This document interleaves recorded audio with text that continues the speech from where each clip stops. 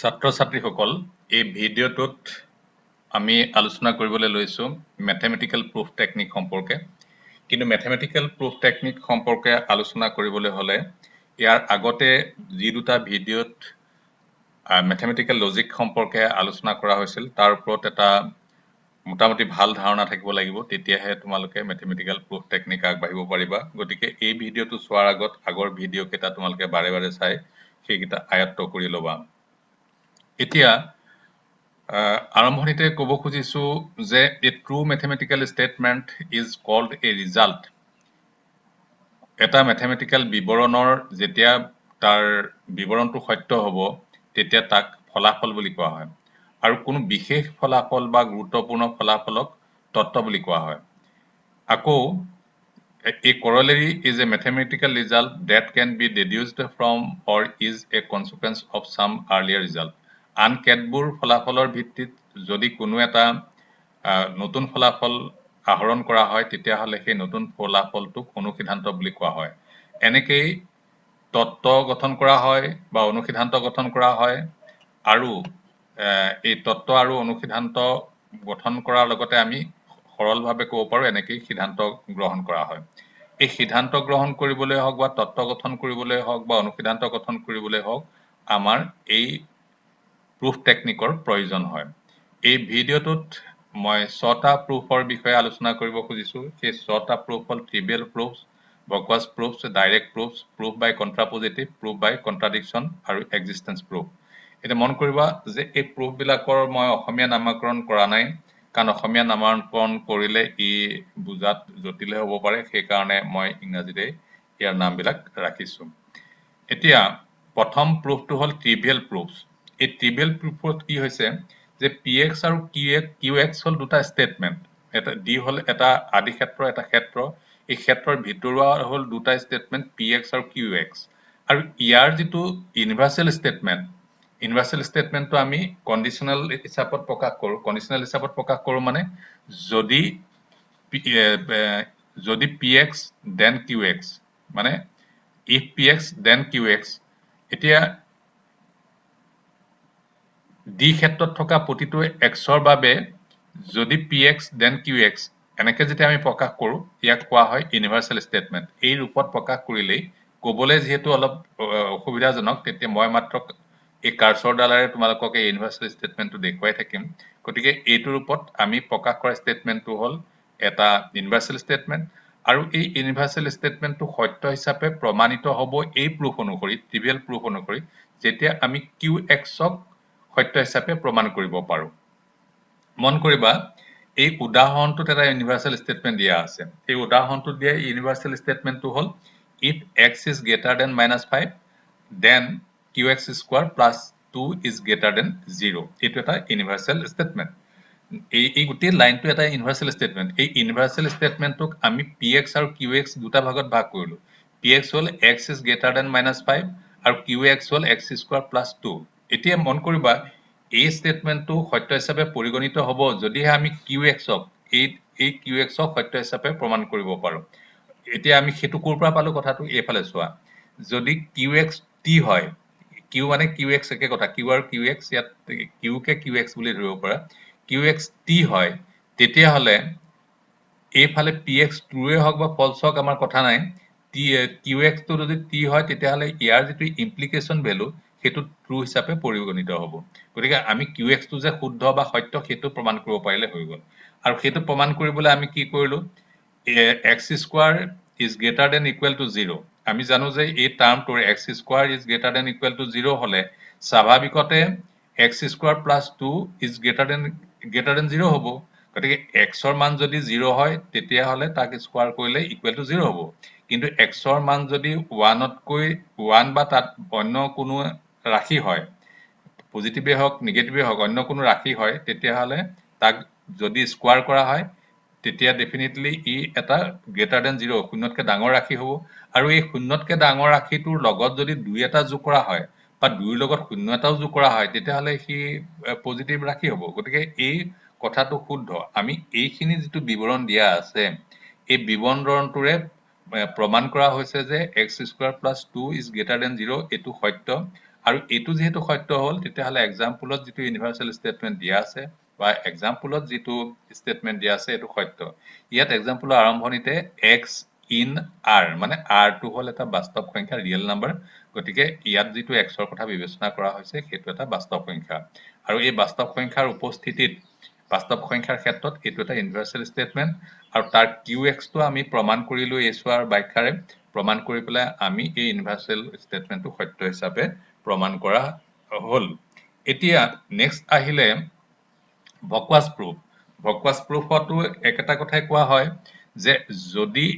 qx px আৰু qx দুটা statement হয় আৰু ইহঁতৰ ইউনিভাৰ্সেল স্টেটমেন্টটো হল এইটো এই ইউনিভাৰ্সেল স্টেটমেন্টটো সত্য পৰিগণিত হ'ব যদি qx ক আমি ফলস হিচাপে ইয়াক যদি আমি অসত্য হিচাপে প্ৰমাণ কৰিব পাৰো যদি ইয়াক অসত্য হিচাপে প্ৰমাণ কৰিব পাৰো তেতিয়াহলে এই গোটেই ইউনিভাৰ্সেল স্টেটমেন্টটো সত্য হিচাপে প্ৰমাণ হ'ব কেনেকৈ পালো কথাটো এয়া চোৱা যদি এইটো if px is false not qx নহয় px is false ভুলকে কৈছো যদি px টো false হিচাপে প্ৰমাণ কৰিব পাৰো তেতিয়াহলে এই ইউনিভাৰ্সেল স্টেটমেন্টটো সত্য হিচাপে পৰিগণিত হ'ব এতিয়া px যদি false হয় px false হলে কোনটো চোৱা এটো px false হৈছে এটো false হৈছে এই px false হোৱা অৱস্থাত ই qx ট্ৰুৱে হওক বা false হওক কিন্তু তাৰ ইমপ্লিকেশন মানটো হল তাৰ যুগ্ম মানটো হল বা কন্ডিশনাল মানটো হল ট্ৰু গতিকে আমি যদি px ক ফলস হিচাপে প্ৰমাণ কৰিব পাৰো তেতিয়াহলে qx ৰ লগ লাগি যেটো যুগ্ম ফলাফল হ'ব সেইটো ট্ৰু হ'ব গতিকে এতিয়া আমাক এটা ইউনিভাৰ্সেল স্টেটমেন্ট দিয়া আছে এটো হল x এটা বাস্তৱ সংখ্যা আৰু if x square minus twice x plus 1 is less than 0 তেতিয়াহলে x is greater than 4 এতিয়া আমি এই যে x square minus twice x plus 1 এইটোক এই less than 0 চিনটো থাকি গৈছে ইয়াত less than 0 টো লিখিব থাকি গল গতিকে ই হল px আৰু এইটো হল x is greater than 4 গতিকে এইটো হল qx এতিয়া আমি এই স্টেটমেন্টটোৰ মতে আমি px টো false বুলি যদি প্ৰমাণ কৰিব পাৰো তেতিয়াহলে এই স্টেটমেন্টটোৱে সত্য হিচাপে পৰিগণিত হ'ব এতিয়া আমি জানো যে x square minus twice x plus 1 হেতু আন একো নহয় x minus 1 whole thing square তাৰমানে আমি x minus 1 whole thing square টোক যদি ভাঙি দিও তেতিয়াহলে x square minus twice x plus 1 হ'ব এতিয়া x minus 1 whole thing square is greater than equal to 0 কেলে greater than equal to 0 যদি x ৰ মানটো আমি 1 বহুৱাই লওঁ x ৰ মানটো যদি 1 বহুৱাই লওঁ তেতিয়াহলে ই এই গোটেই টাৰ্মটোৰ মান হ'ব 0 কিন্তু x ৰ মান যদি 1 তকৈ ডাঙৰ হয় তেতিয়াহলে ইয়াৰ মান হ'ব greater than 0 গতিকে এতিয়া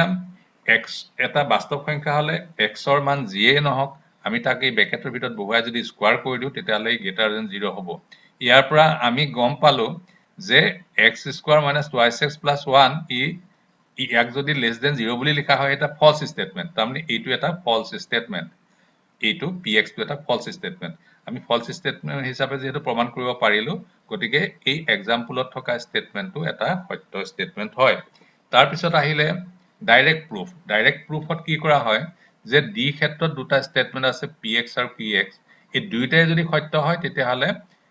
যুগ্ম যেটো স্টেটমেন্ট হ'ব ইউনিভাৰ্সেল যেটো স্টেটমেন্ট হ'ব এইটো ইউনিভাৰ্সেল স্টেটমেন্ট এই ইউনিভাৰ্সেল স্টেটমেন্টটো সত্য হিচাপে প্ৰমাণিত হ'ব তেনেকুৱা এটা ইউনিভাৰ্সেল স্টেটমেন্ট এই এক্সাম্পলত দিয়া আছে if n is an even integer then thrice n plus 5 is odd integer যদি n এটা যুগ্ম অখণ্ড সংখ্যা হয় তেতিয়া thrice n plus 5 এটা 5 হ'ব এটা অযুগ্ম অখণ্ড সংখ্যা ইয়াত কি হৈছে px আৰু qx দুইটাই সত্য হিচাপে প্ৰমাণিত হ'ব লাগিব আমি এই ট্ৰুথ টেবুলখনত চাওঁ যে px qx এই দুইটা যদি সত্য প্ৰমাণিত হয় তেতিয়াহলে তাৰ যুগ্ম যেটো ফলাফল হ'ব সেইটো সত্য প্ৰমাণিত হ'ব এইটো t গতিকে আমি এতিয়া px n is even Hetuk আমি px বুলি ধৰি ললো তাৰমানে এই যে যুগ্ম স্টেটমেন্ট আছে বা ইউনিভাৰ্সেল স্টেটমেন্ট আছে হেতু আমি ভাগ কৰি ললো px ক ধৰি ললো px hall n is even আৰু qx hall thrice n plus 5 is odd এতিয়া n যদি even হয় যিকোনো এটা যুগ্ম সংখ্যাক তাক ভাগ কৰি দুগুণত প্ৰকাশ কৰিব পাৰি twice k আমি যদি 4 হয় তেতিয়াহলে 2 into 2 4 হ'ব যদি 6 হয় 2 into 3 6 হ'ব যদি 8 হয় 2 into 4 8 হ'ব গতিকে এই k এর মান 3 4 5 এনেকুৱা কি যিয়ে নহওক তালৈ 2 পূৰণ কৰি দিলে তাৰ ফলাফল যেটো হ'ব হেতু যুগ্ম হ'ব গতিকে সদায় যুগ্ম অখণ্ড সংখ্যাটোক আমি twice k এইটো ৰূপত প্ৰকাশ কৰিব পাৰো এতিয়া thrice n plus 5 তাত আমি সেই n ৰ মান twice k বহুৱাই দিলো twice k বহুৱাই দিলত আমি 6k plus 5 equal to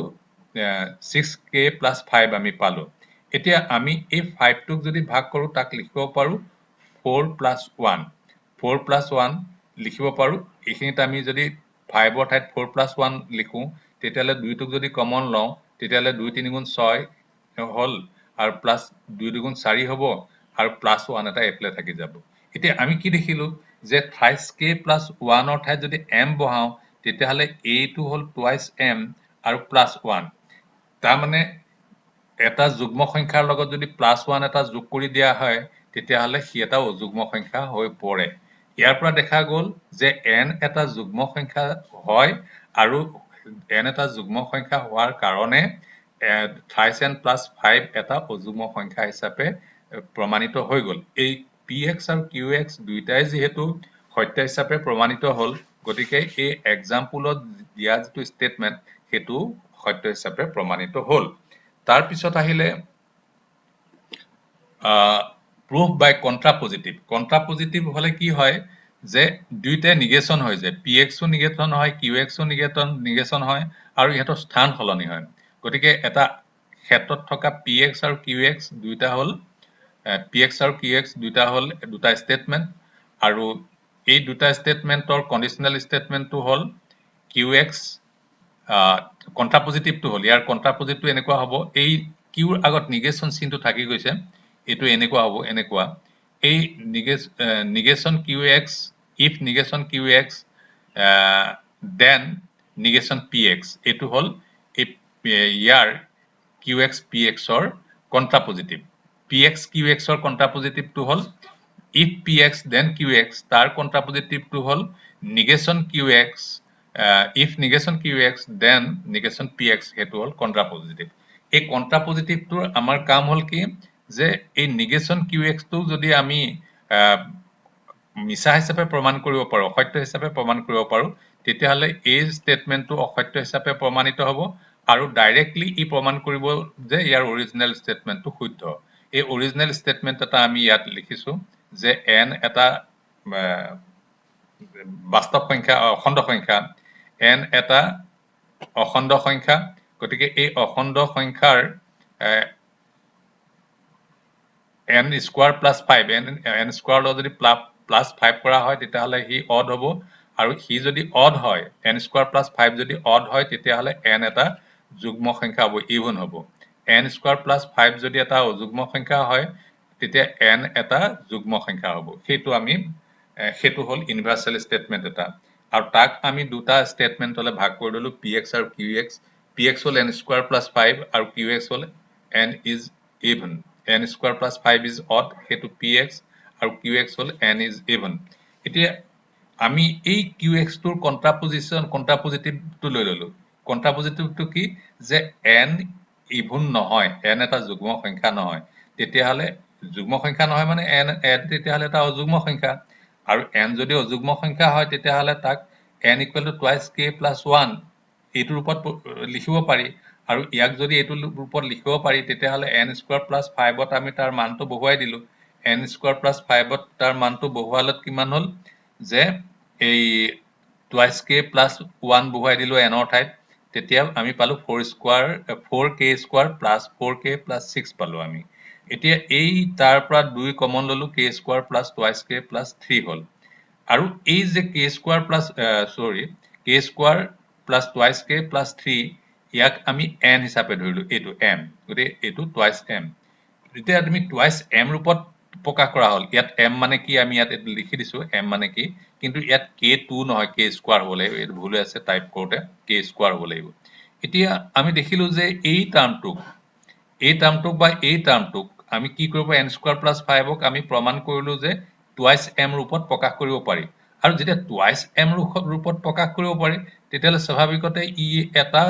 even number তাৰ মানে অড নাম্বাৰ নহয় তেতিয়াহলে এই কন্ট্ৰাপজিটিভটো এই যেটো কন্ট্ৰাপজিটিভ এই কন্ট্ৰাপজিটিভটো অসত্য আৰু কন্ট্ৰাপজিটিভটো যদি অসত্য তেতিয়াহলে এই প্ৰুফটোৰ মতে এই যেটো বাক্য এই যেটো স্টেটমেন্ট যুগ্ম স্টেটমেন্ট বা ইউনিভাৰ্সাল স্টেটমেন্ট এই স্টেটমেন্টটো এটা সত্য স্টেটমেন্ট হয় আমি কন্ট্ৰাপজিটিভটো ফলছ হিচাপে পৰিগণিত কৰিয়ে এই ষ্টেটমেন্টটো সত্য হিচাপে আমি প্ৰমাণ কৰি দেখুৱাইছো তাৰ পিছত আহিলে proof by contradiction কন্ট্ৰাডিকশনটো হলে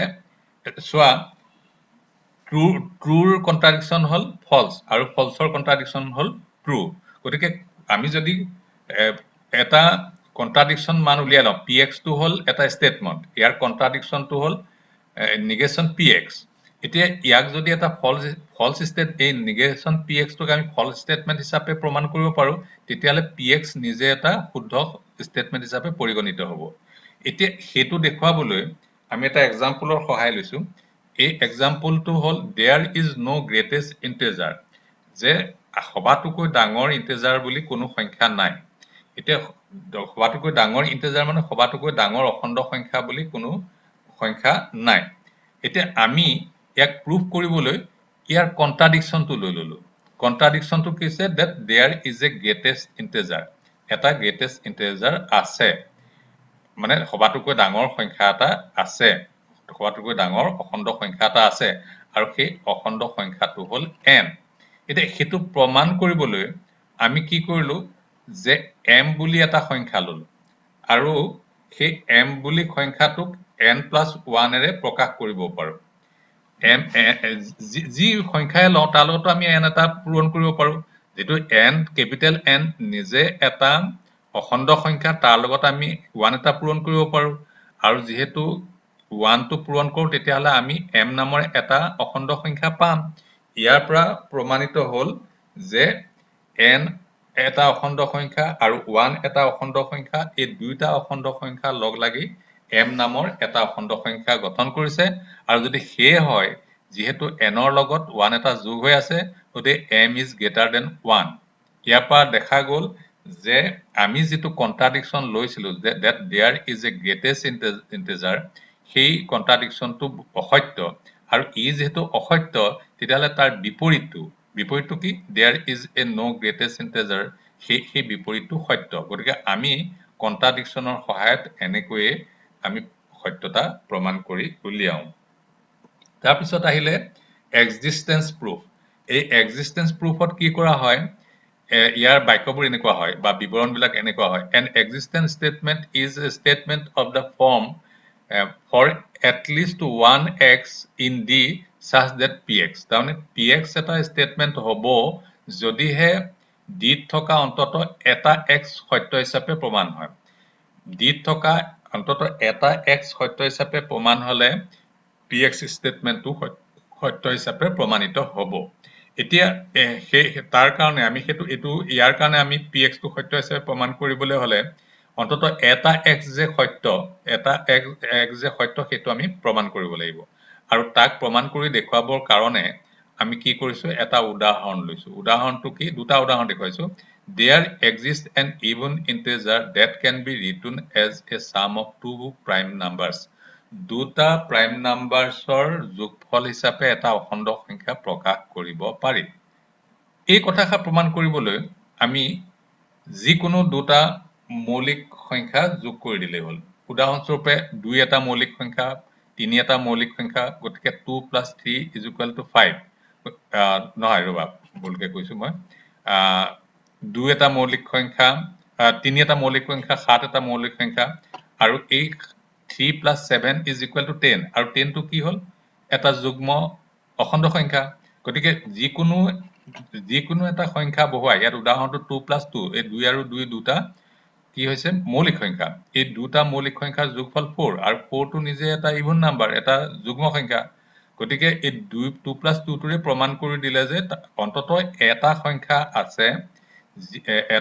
অন্তত দুটা মৌলিক সংখ্যা আছে যি দুটা মৌলিক সংখ্যাৰ